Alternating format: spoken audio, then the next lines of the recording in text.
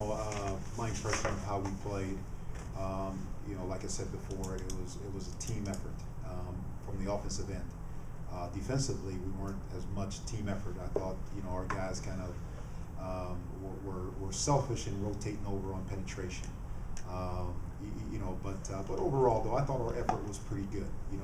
First time game, first time jitters. Guys, we were sloppy at sometimes. But overall though, I was pretty pleased of our guys and their effort tonight.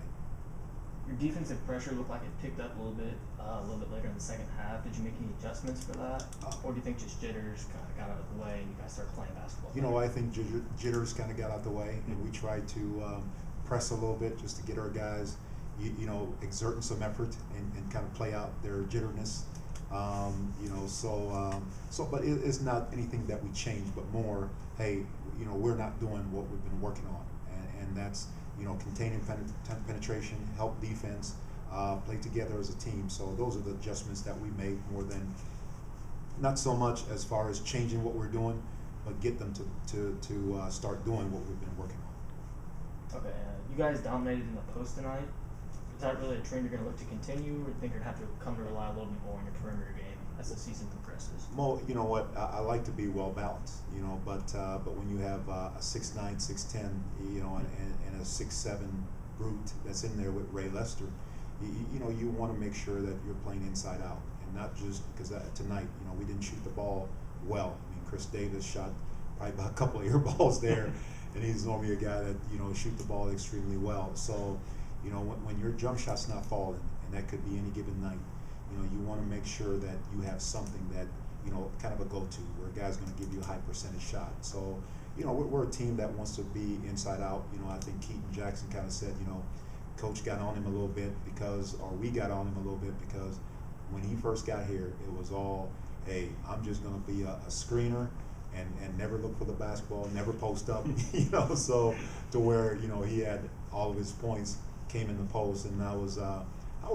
in some ways, I was kind of happy that he didn't shoot the three that he wanted to, that he took, because I want to show him that, hey, let's take care of inside first, and then you can improve on even though he's a good three-point shooter, but too many times big guys who can shoot threes, they more stay out on perimeter than they want to be inside. So I was happy to see what he did inside.